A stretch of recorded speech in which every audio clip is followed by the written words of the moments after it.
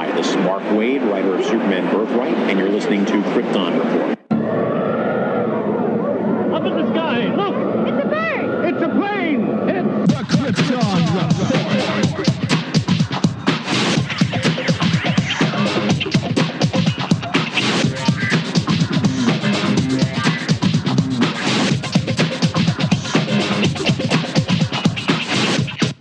Host Tyler, and welcome to Krypton Report, a podcast dedicated to all things Superman, Supergirl. We're going to look at the Supergirl TV series as well as the Krypton TV series, anything that has to do with the characters in their world. Comics, movies, TV shows.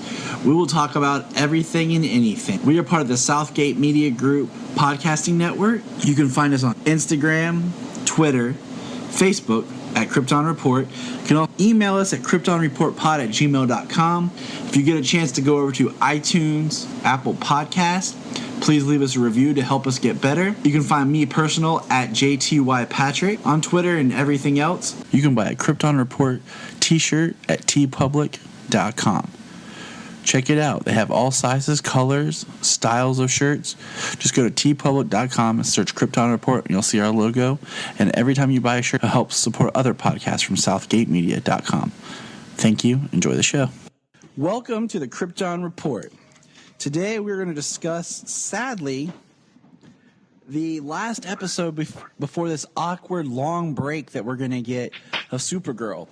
So we're going to discuss Supergirl, Season 3, Episode 13.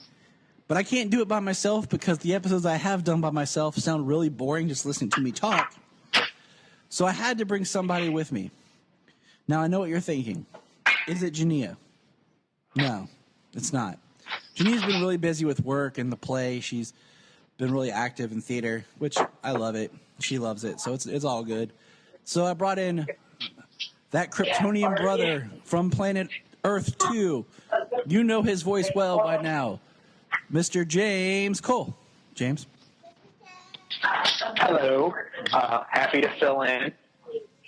Yeah, we're happy too. It's always fun to talk to people who want to talk super. Now, like I was saying, like this episode, Right, everybody always wants to talk Batman. I know, man. I'm just Superman. like Superman's the best. I like Superman, Supergirl. I like Batman, but I love my Kryptonians. Yep. I mean, I would have named my son. No, I like his name. I wouldn't, but I would have named Sayla probably Kara if they would have let me. Actually, you know what we had agreed on, Junia and I, before we had lost one of our children. Like, if it was a girl, we were going to name her Feora. I had Junia on board with it. Oh. You know, nickname, call her Fea or Faye. You know. But then when we lost her, we kind of just, let that name slide because we had built up so much of that name in that child's identity that we wouldn't want to carry it into another. But that's my sad story. We'll move on from there. I'm sorry to hear that. But it was cool, like Junia was dope. She was cool with it. So this episode is called Both Sides Now. I think it's a weird title, but it's cool. It has an awesome opening shot of Kara flying in, and we see the DEO is going to the house of the person they tracked down, who is one of the other world killers. And the first thing I thought to myself, I looked at Junia and said, how early do you think the DEO left? And what was Kara doing waiting for them to get close enough that she could arrive at the exact same moment that they did? Because she would be there first. And we see that Mon-El is in his Bryan Singer X-Men suit. Comes, with the DEO. Wen is in the van. And they go into the house and they're looking He's around. the guy in the chair. Yeah, that's what I put in my notes. I'm like, he's the guy in the chair. And they're moving through this house. And one thing that always annoys me is when you're home alone and you're listening to music and you're singing, but you have headphones on. Like, you're home by yourself. Right. It's not like you're trying to be quiet because someone. Blare that music. Yeah, for real. And then, like, even when I have headphones, I'm not completely oblivious enough that I'm not going to hear people busting through my house. But she had some like noise canceling headphones to the max because they catch her off guard. And She was rocking that. What was it, Lisa Loeb? Yeah. Is that what it was? Yeah, and she was listening to Lisa Loeb. It's not like she's listening to like metal where it's just like where you wouldn't hear anything. She was listening to Lisa Loeb. And for those who don't know who Lisa Loeb is, just look that junk up, okay? We're not that old. And then, Alex just gets like an attitude with her. And, of course, causes the girl turn into Purity. Now, one thing that I really like is that when she becomes Purity, her eyes change. There's like a physical transformation. Yeah, they go real. Right here. Yeah, they go real light. Look right here. And I like that because, like, Rain, when she goes, like, into Rain mode, like, we see her eyes flicker red, and that's it. But she has no physical transformation. Yeah, they don't say that. But I like that Purity's represented with these white eyes that stand out so that you can see who and what she is. And so Purity starts getting this, like, sonic wail, and all I can think to myself is she wannabe Banshee? Like, is this World Killer, like, do they each have individual, like, different powers set, like... They just stole, they just took the same effect from Arrow for Black Canary. Yeah, they just are like, we're going to augment the sound a little. It's not going to be so like it's going to be different. But then like Supergirl freezes, makes a wall. And then my favorite parts, we see like they have this wall protecting from the Sonic, and Martian Manhunter walks right through it. And then boom, all of a sudden the wall comes down, he slaps some cuffs on her. And that's how the episode starts. And I'm just like, all right. Supergirl title card. And we did see Mon-El catch, was it something that she threw? Yeah, she threw a fire iron. Yeah, a poker. Yeah, that's what it was. A poker. Yeah. Which that was pretty cool because that was going right for that SWAT guy.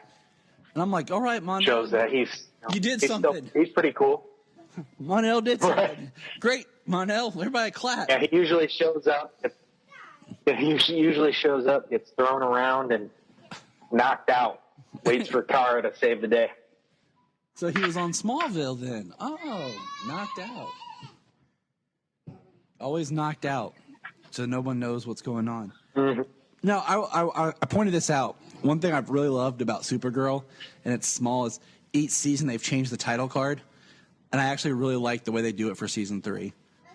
I feel like it's a little bit more dramatic.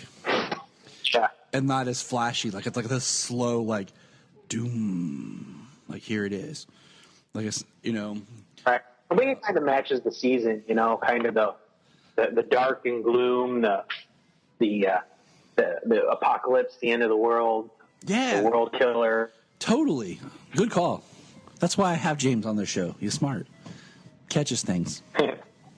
Thank you. You're welcome. Now we do find out that Purity has a crystal that's black that looks similar to, as Kara says, crystals she'd seen in the fortress before. And that crystal, I guess, acts as like a beacon because we see it later get turned on and it summons rain, but we're getting a little bit ahead of ourselves. We do see that Lena returns to L-Corps. My bad. Almost said Lex-Corps. Luthor Corps. And, tells Sam it's not about her, what's going on with her, and lets Sam go home. Sam goes, picks up her daughter, Ruby. They're going to have a fun hooky playing day, and they're going ice skating. Sounds like a good time. We've learned that the Legion ship is damaged, and basically they need a jump from a part from Martian Manhunter's ship. So, Which is his awesome car. heck yeah. I'm trying to think of what model car it was. Awesome. And it's got alien tech up the hood. Hey, if you're going to disguise your ship as anything. You know?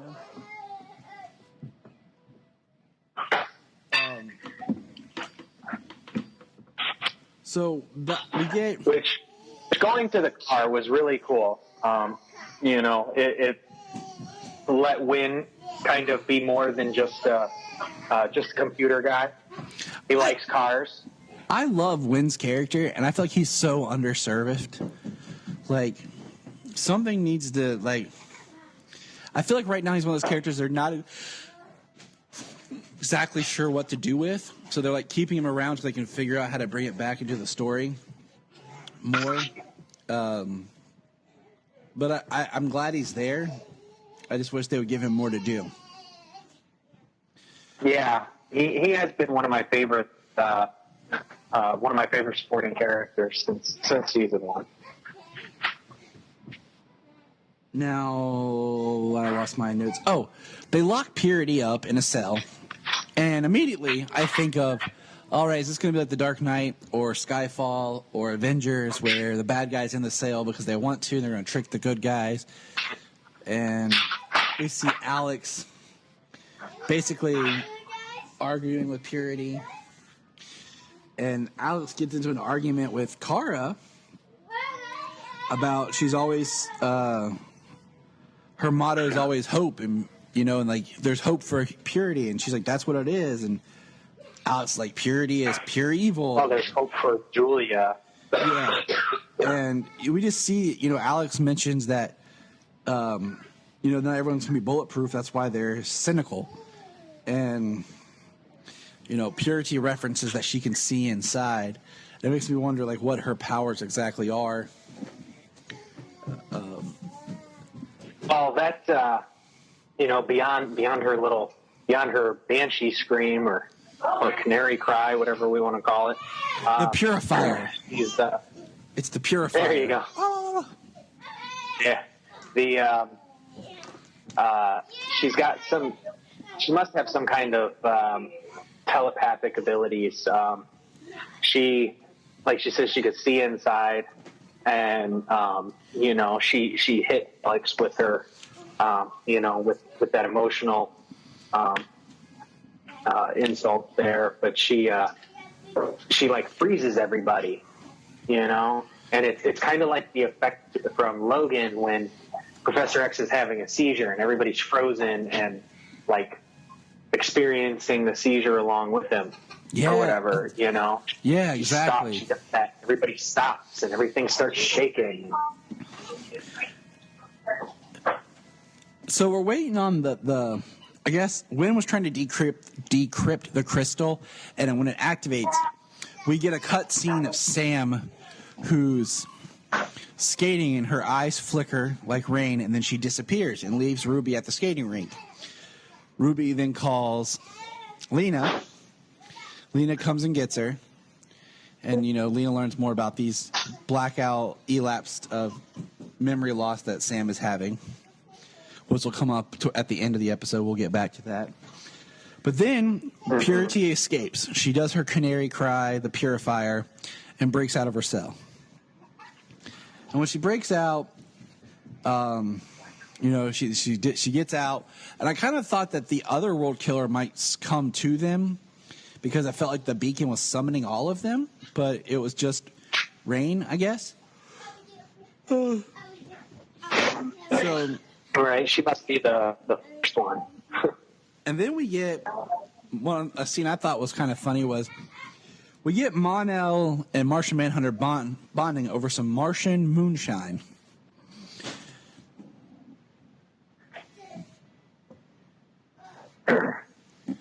Is that what that was? I know he said he left to go get the stuff, but then he came back and they were just hanging out and drinking. I was like, well, yeah, got to be something. He says it's something like Martian moonshine, and the guy says, Mon-El says it's like bottled. He's like, they sell it at the bar place, the alien bar place. And it's really interesting because we have this side story where we haven't seen Saturn Girl, Imra, all episode, and Mon-El talks about how him and Imra basically got married to save the world. Like their marriage helped unite Titan and Earth and everything, and bring harmony to the worlds, and how he basically learned to love Imra, and they grew through that bond, through friendship and everything. But being around Kara, he still has feelings, and it's kind of coming up.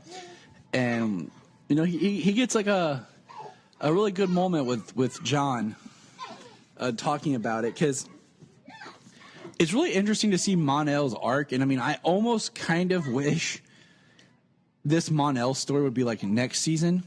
So we got this like season without him.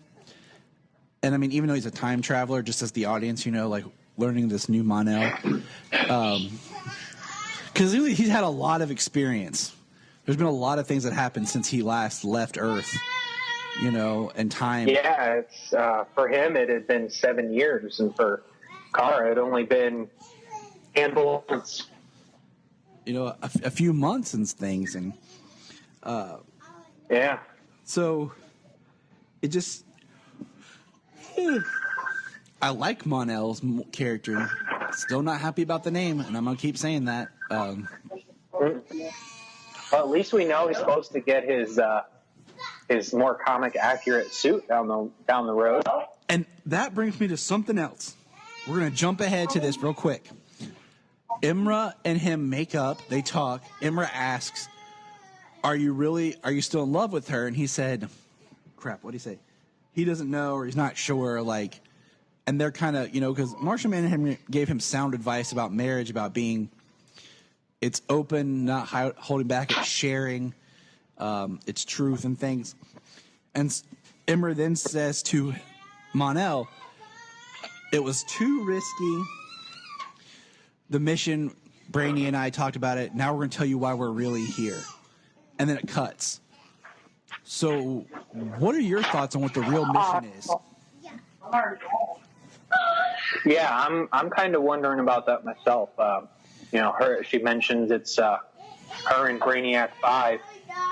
They're in on it, and they know what the real mission is. I was wondering.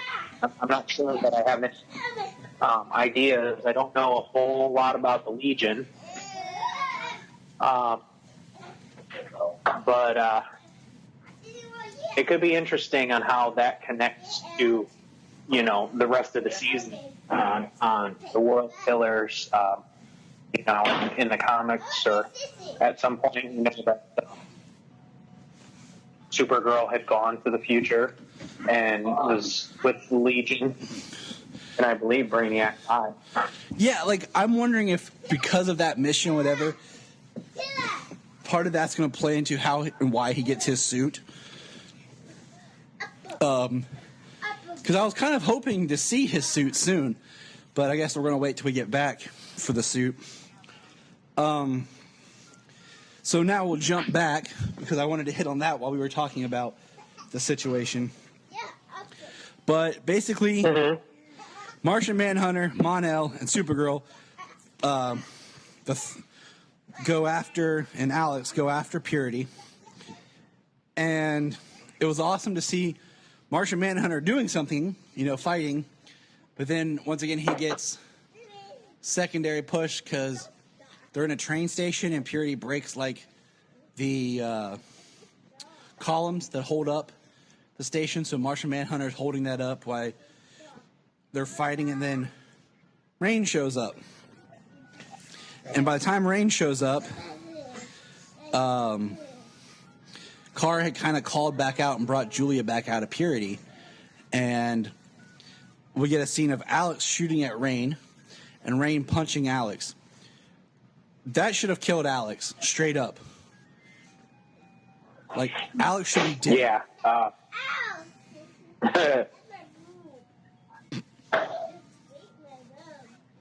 Yeah. Well, we know that a tap with a finger to the forehead from the Kryptonian will knock you out. So, full-fledged fist. I mean, that should be like getting hit by a Mack truck. So. Yeah, and she's not pulling her punches. You know what I'm saying? So, like, Alex should be dead. And basically, Rain is going to destroy him, kill him, but Julia says that thanks Supergirl for saving her and that she'll go with Rain. And Rain takes Julia back to her evil fortress where we see the priestess lady, and they're just going to kind of bring... Yeah. I always forget its name. I don't know why. I think I get it mixed up with the Sanctum Sanctorum sometimes. I know I shouldn't, but I'm not perfect. I'm sorry. It happens. And so we get this final scene where Sam comes running into Elcor, and she is just livid, like, where's my daughter? Not even like, thank you, Lena, for taking care of my child. Thank you for helping me out. Like, she starts freaking out about her daughter and about how she can take care of her daughter and how she's this, yada, yada, yada. Lena's trying to talk to her about her blackouts, and all of a sudden her eyes flash red, and she kicks into Rain, starts talking deeper, then kicks back into Sam. Lena recognizes it and says she's trying to figure out something that, like, the timeline is with something else. And that Lena says, I think I know what's wrong with you. And that's where the episode ends. But did Lena see the eyes change? Did Lena see the eyes change, you know? Like, did she see the... I mean, I would assume, she was like eye to eye. I mean, face to face, you know? So I would have assumed she didn't make a mention of her eyes. But, I mean, my assumption was like, oh, she just saw her eyes, you know, flash red, like something else. She's got some kind of idea that there's something different going on with her. She's not just blacking out, you know. And Lena's smart, so I wouldn't put it past her to actually have figured it out. You know, because she says it's got to match up with something else. And I mean that closes out the episode. So, you know, we gotta take a break from Supergirl for a while until April. We gotta take a break from Supergirl, and we'll be back in April, and maybe then we'll figure out like what's going on. We'll get the Mon-El costume. We'll get something. It'll be interesting to see, reasoning behind why he's got a new costume. I think it's going to be something like maybe they brought Mon-El back to be there. That's where he's supposed to be, or that's where they want him to be, or something. And that was their mission, but they got off course, and that's why they had to be in hypersleep or something. And when he decides he's going to stay or whatever, he abandons his Legion costume and takes on his new Mon-El costume. That's kind of my thought.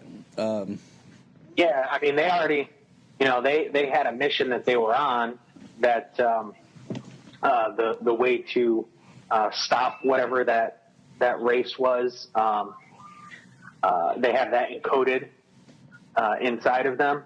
Yep. And so, the Legion had a mission then, and now Imra's talking about that they have another mission that Mon-El has no knowledge of.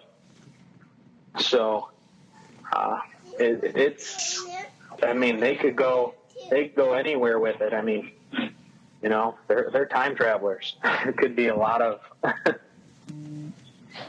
could be almost anything.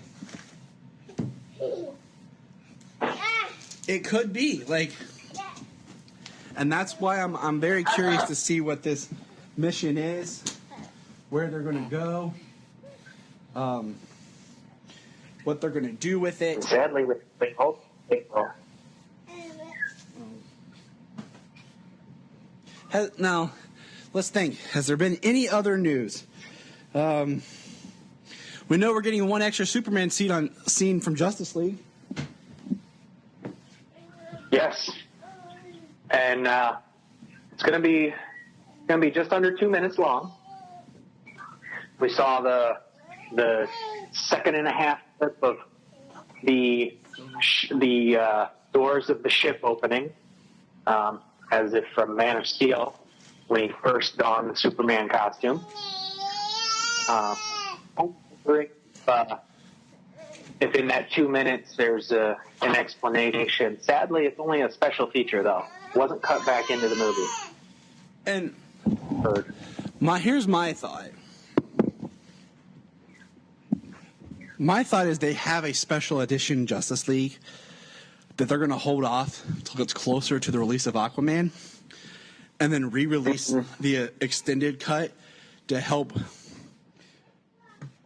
boost up the interest for Aquaman, because they have nothing before Aquaman. So they'll have the additional Aquaman scenes in Justice League and all that, and they'll release, like, with extra footage or whatever as a means of promoting it. That's my theory. Because they'll sell out, everyone who wants Justice League will buy it now, and then we'll buy it again. Oh yeah, they're gonna make. Of course, they're gonna make people double dip. That's kind of just Warner Brothers' way. But in the quick glimpse that we get of that extra scene, that bonus scene, it kind of, to me, it kind of looks like it might have been a Snyder shot, because majority of Superman's scenes were reshoots. Sadly, you can tell a lot by the backgrounds, because they shot it all on stage as opposed to location or sets, and the mustache that everybody, which it looks like they've put in a little bit more work for the home release, and most of it's not as bad as it seemed when it first came out.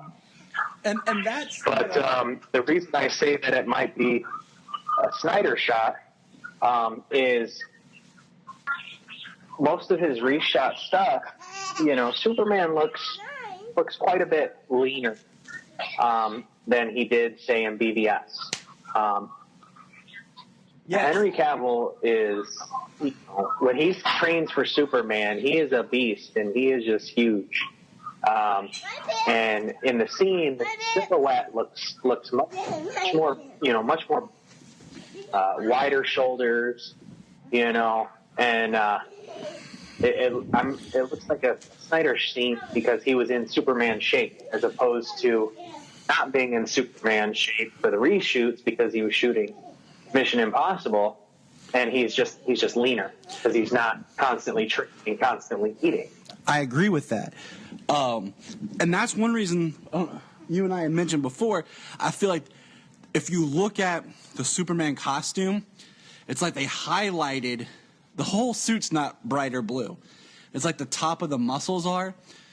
I think they highlight to make him look a little bigger because he had gotten a little leaner. But so I watched the Mission Impossible trailer, so I could see the great mustache. That's so important. Because it's supposed to be such a big deal.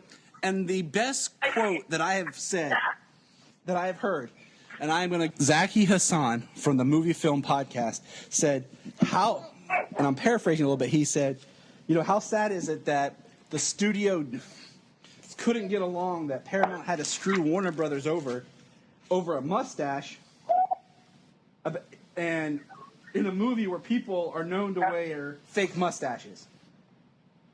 Like, right? The Mission Impossible franchise is about disguises and undercover and all this, and they were entirely fake faces and everything. And they're given, and Warner Brothers was willing to pay to have Henry's mustache digital or whatever needed to be done, but Paramount was like, nope. Yeah, that's just sad. But actually, as of today, right now, recording, did you see the Deadpool 2 trailer? Yes, I came did. out? Yes, I did, because it even... Okay. Well, anybody who's listening, as we record this today is the day the Deadpool 2 trailer officially came out, and Cable's arm, Josh Brolin's arm, is painted green, and Deadpool stops, and he's like, wait, the visual effects aren't done? Hey, Dale, why aren't the visual effects done? It's just a robot arm. It's not like we're trying to remove a mustache. I lost it. I loved it and hated it. And, like, I want to see Mission Impossible because I want to support Cavill, but at the same time, I don't want to give Paramount my money for being a douchebags. But we're gonna. Yeah. That's a little torn right there. We're gonna have to wrap it up here. I got a crying child that he's okay. He's about ready for bed. Solomon, Daddy's wrapping it up, buddy. Okay. All right, James. Well, thanks for being on the show. We appreciate it. Always glad to have you and talk here. Look forward to talking some more Superman with you. Always fun. And absolutely. Partner in podcasting, though you've been extremely busy with your plays, and I'm very proud of you for that. The listeners we've been talking, they want to know, what's it like to be married to me? No, I'm just playing. An adventure. Mr. Patrick, an adventure. Sounds about right. What? Let's get a quick quote of you, because you and I are always so busy. We're going to record this while we're in the car, because this is the time we get alone, and it's quiet. Kids are asleep. Makes What are sense. your thoughts on the upcoming TV series Metropolis that was announced? And here's what we know. It's going to deal with Lois Lane, Lex Luthor, and it's going to have some producers from Gotham. Thoughts? Well, my first thought is I really hope they don't screw up the story of Superman like they screw up the story of Batman in Gotham. I'm definitely a firm believer that Gotham is like its own entity. You know what I mean? It's kind of separated itself from what we know as Batman and Batman's world. So I'm okay with Gotham if I can look at it like that. Do I want that to happen to Superman in his world? No, I don't. And if you would have asked me the same thing about Gotham before they did what they did with Gotham, I would have said the same thing about Batman. You know, one thing was about Gotham was when it was originally proposed, it was supposed to be a Gotham Central Police Department, and it was supposed to be more of what the police was doing while with Batman, but Batman was just going to be absent from the show. Okay. And it was supposed to be like, you know, how the police take care of the criminals, dealing with super criminals and stuff like that. And then they decided to do like an origin with young Bruce. And the thing with Gotham is, yeah, in a way you can kind of do some of Batman's villains because you do have Gordon and the police, but you couldn't do a Superman villain without anyone to fight a Superman villain. Oh, right, totally. And my big thing about, you know, Lois and Lex being a part of it is you can't really do a young Clark if you've got an older Lois and Lex, you know what I mean? And I feel like they would have to be older to make the story interesting enough. So I don't know how they're going to swing it. I mean, the youngest I think you could go with like Lois is maybe early 20s if you want to do like intern Lois Lane at or the even Planet. high school. Even I would say you could even do like junior, senior in high school, you know, prepping for her big college, you know, career, and you know, you could do something like that, like Mary Jane Watson, you know, kind of a situation. But I don't know. I just don't see it. I just, you know, like, let's do all these shows about Superman's world, but let's not put Superman in anything. Yeah. You know, we have the odd conundrum that Superman exists on Supergirl. We've seen him, but yet they never talk about him. You're always kind of wondering where he's at when certain things happen. And let's face it, the reason why Gotham is interesting is because of your villains. Yeah, that's really the only reason I still watch it. Exactly. It's because they've done almost, what did we say? What was the one we came up with? Two-Face. They've never done really Two-Face on Gotham. We've got Harvey Dent. Harvey was there, but he's not Two-Face. They haven't done Two-Face, Killer Croc. What's the other one? I mean, there was another one, but anyway. They've done almost every major Batman villain in some form. Right. Harley exactly. Quinn was one. But I guess my thought process is, and you just said it, like, what kind of villains could you introduce to make Metropolis interesting? Yes, Lex Luthor, he's going to be there, but, that would only last so long, I guess, is my thought. Yeah, I mean, you could do Lex, you could do maybe some other, like, business tycoon type people, but then it's like, well, what really makes this show Metropolis other than the character names? Plus, I'm a little partial to Michael Rosenbaum's Lex Luthor, and if you're going to make an entire show about Lex Luthor and Lois Lane, you better have one really, really awesome Lex Luthor and Lois Lane. If you're going to do Metropolis like this, my two biggest ideas, and this will be the third time I've stated this on the podcast, but one, maybe make it a prequel series of Tyler heckling Superman. Uh-huh. So that he comes in, because we've never met Perry, we've never met Lois, we've never met the Lex Right. That'd be good. of his world. So then if you wanted to eventually bring him in, and then you could have Superman appear on Metropolis, but it doesn't have to be just a Superman focused show. Right. That's one way to take care of it. The other would be if they do something similar to the way it was kind of hinted at the beginning of Man of Steel, where Lois starts like hunting down this person, this rumor of this savior that people call him, that's doing these miraculous things, and like part of the storyline is Lois is going on these different adventures trying to find out details and writing these articles about this savior character that eventually would be seen as Superman. Yeah. Something like that. If they're gonna do this, I hope they bring in a Perry White and even a Jimmy Olsen. Could do Lombard. If they want to do a Cat Grant, they have the ability to. If they don't want to connect it to anything, just thicken it up. Use those characters. But yeah, any other thoughts on Metropolis, or even your thoughts on upcoming Krypton that'll be premiering next month? I'm thinking more excited about Krypton, and I think the reason behind that is because I don't know how much more they can give us of Metropolis that we haven't already seen. But as far as Krypton goes, I feel like there's so much more that they could dive into with Krypton. So much more of the back history and everything like that, and really build on this, awesome foundation of, Kal-El and his family and everything like that. I think it's really, really neat. And the fact that we're supposed to be dealing with time travel as well. So Grandpa L is going to be trying to make sure to secure the future of his family and his grandson's birth. Right. I think that could be very interesting as opposed to Metropolis. I don't know. I won't poo-poo it right now.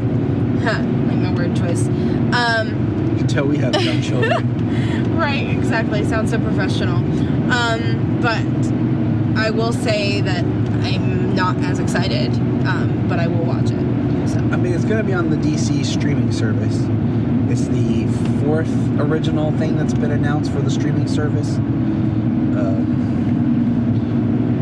So I just don't see them being able to go very far with it. Yeah,